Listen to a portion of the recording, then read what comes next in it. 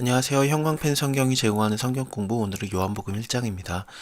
하나님께서 천지창조 사역을 하셨을 때 그때 아버지 하나님뿐만 아니라 이렇게 말씀 예수님께서도 함께 사역을 하셨습니다.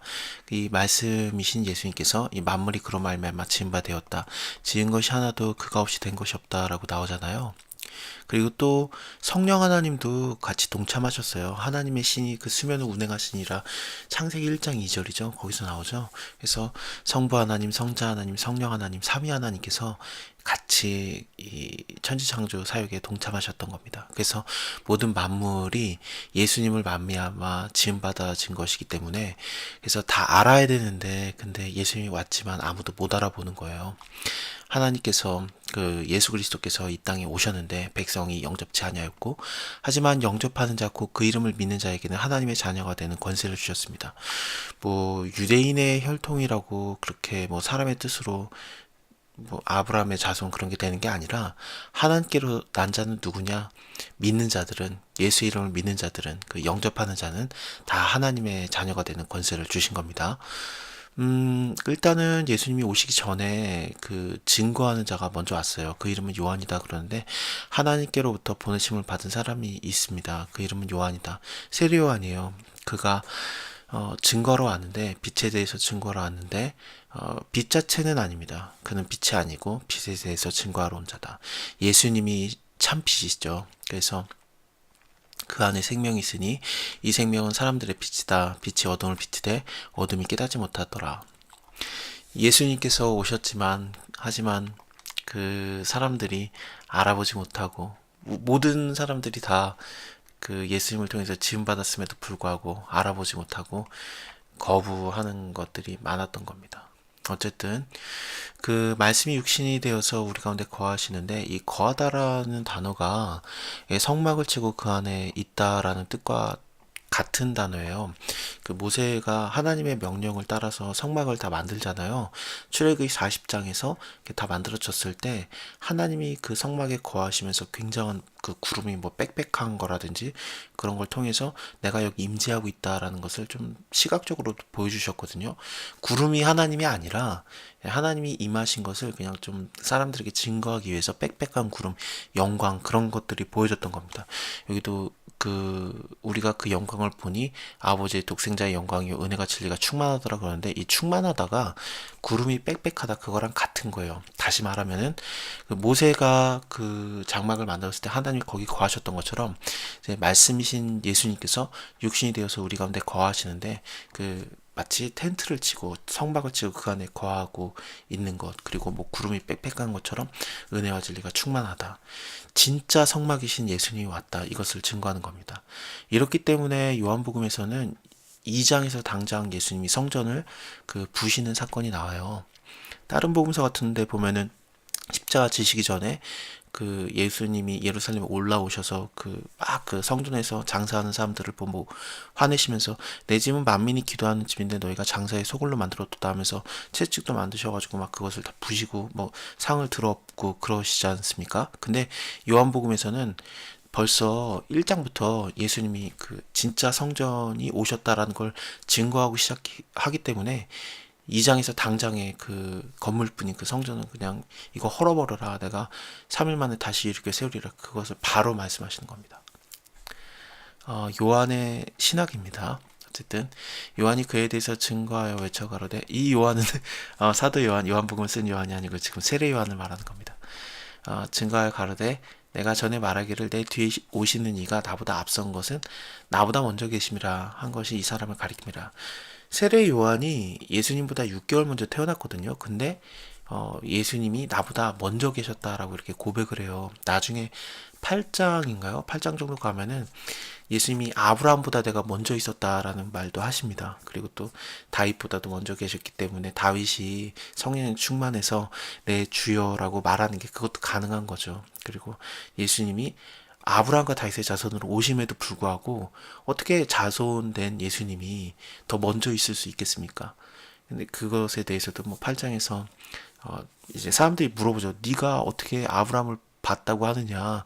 너 보니까 50살도 안 됐는데 네가 아브라함을 봤느냐 그랬더니 예수님이 내가 그보다 먼저 있었다 그렇게 말씀하시거든요. 당연하죠. 왜냐하면 태초부터 계셨던 하나님이시기 때문에 그렇습니다. 태초의 말씀이 계시니라. 그래서 그 예수님이 언제나 먼저 계셨던 겁니다. 우리가 다 그의 충만한 데서 받으니 은혜 위에 은혜로라. 율법은 모세로 말미암아 주신 것이요 은혜와 진리는 예수 그리스도로 말미암아 온 것이다. 본래 하나님을 본 사람이 없을 때 아버지의 품속에는 독생하신 하나님이 나타내셨느니라. 유대인들이 예루살렘에서 제사장들과 레인들을 요한에게 보내서 네가 누구냐고 물어보는데 요한의 증거가 이러하다. 요한이 드러내고 말하고 숨기지도 않아요. 드러내고 하는 말이 뭐냐면 나는 그리스도가 아니다 한데 또 물어봅니다. 그럼 뭐냐? 너 엘리야냐? 나는 아니다. 마태복음을 보면은 예수님께서 그 요한이 엘리야라고 말해요. 엘리야가 그 예수님, 그러니까 메시아 구원자보다 먼저 와야 된다는 것을 다들 알고 있었어요. 말라기서에 그게 예언되기 때문에 그렇습니다. 엘리야가 먼저 와야 그제서야 그 다음으로 오는 자가 바로 구원자 메시아 그 그리스도가 되는 거거든요. 그래서 반드시 엘리야가 먼저 와야 되는데 엘리야를 엘리야가 먼저 왔다. 그가 바로 세례 요한이다라고 예수님이 마태복음에서는 굉장히 정확하게 말씀을 해주세요. 그러면은 지금 예수님이 거짓말을 했냐, 아니면 요한이 거짓말을 했냐, 내가 엘리야가 아니다. 그러니까 이게 뭐냐면요, 엘리야가 환생을 한 게 아니에요. 그러니까 그 부활을 했다라고 봐야 되나? 그러니까 그런 게 아니라 그러니까 이미 하늘나라로 간 자가 다시 온 게 아니라 엘리야의 역할을 하는 자인 겁니다. 그 역할이 무엇이냐? 선지자 이사의 말과 같이 주의 길을 곧게 하라고 광야에서 외치는 자의 소리. 그러니까 먼저 와서 준비하는 그 엘리야의 역할을 하는 자가 세례 요한인 겁니다. 그러니까 환생을 한 건 아니에요. 엘리야의 역할을 하는 겁니다. 바리새인들에게 보낸 저희는 바리새인들에게서 보낸 자라. 또 물어가로되 네가 만일 그리스도도 아니고 엘리야도 아니고 그 선지자도 아니면은 왜 세례를 주느냐? 요한이 대답하되 나는 물로 세례를 주거니와 너희 가운데 너희가 알지 못하는 한 사람이 섰으니 곧 내 뒤에 오시는 이다. 나는 그의 신들매 풀기도 감당치 못하겠노라. 그 종들이 신발을 푸는 것까지는 안 해도 됐대요. 모든 걸 다 해야 됐었지만, 하지만 그 주인의 신발을 푸는 것은 굉장히 좀 인격적인 모독이라고 봐서 그거까지는 안 해도 된다라는 게 이때 당시에 좀 그 풍습이었다고 합니다. 근데 요한은 내 뒤에 오시는 분이 나보다 훨씬 큰 분이어서 나는 그의 종이 안 해도 되는 것도 그 푸는 거 그것도 못하는 그러니까 완전히 종에서도 종 그거보다 더 낮은 그 자격으로 자기를 낮춘 거죠. 그래서 내 뒤에 오시는 이는 엄청난 분이다라는 것을 얘기하는 겁니다. 이 일은 요한이 세례 주던 요단강 건너편 베다니에서 된 일이었습니다. 이튿날 요한이 예수께서 자기에게 나오심을 보고 가로되 보라 세상 죄를 지고 가는 하나님의 어린 양이로다.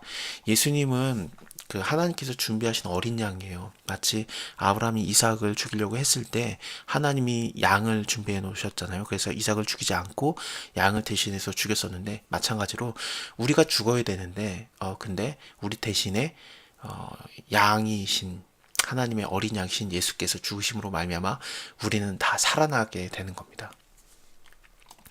내가 전에 말하기를 내 뒤에 오는 사람이 있는데 나보다 앞선 것은 그가 나보다 먼저 계심이라 한 이 사람이 바로 이 사람이다. 나도 그를 알지 못했었는데 내가 와서 물로 세례를 주는 것은 그를 이스라엘에게 나타내려 함이었다. 그리고 또 요한이 또 증거하여 가로되 내가 봄에 성령이 비둘기같이 하늘에서 내려와서 그 위에 머물렀더라 그러는데 이 성령이 비둘기같이 하늘에서 내려왔다. 비둘기같이 내려오는 이유는 그 비둘기가 새로운 세상이 열렸다라는 좀 메신저 역할을 했었습니다. 창세기를 보면은 그 노아의 홍수 때 비둘기를 날려보내잖아요. 그래서 그 비둘기가 이파리 하나를 물어오는데 그래서 새로운 세대가 지금 열리고 있다라는 것을 가르쳐 줬었는데 지금도 예수님 위에 성령이 비둘기같이 하늘에서 내려와서 그 위에 머물고 있기 때문에 예수님을 통해서 지금 새로운 시대, 율법 시대가 끝나고 지금 은혜와 진리의 시대가 왔다라는 것을 말하고 있는 거죠. 그래서 율법은 모세로 말미암아 주신 것이고 은혜와 진리는 예수 그리스도로 말미암아 온 것이라. 좀 율법이 끝나는 것과 같은 완성돼서 예수님을 통해서 완성돼서 지금 은혜와 진리의 시대가 오는 것 같은 그런 역할을 가르쳐 주시는 겁니다. 오늘은 여기까지 하고요. 다음에 33절부터 이어서 보겠습니다. 감사합니다.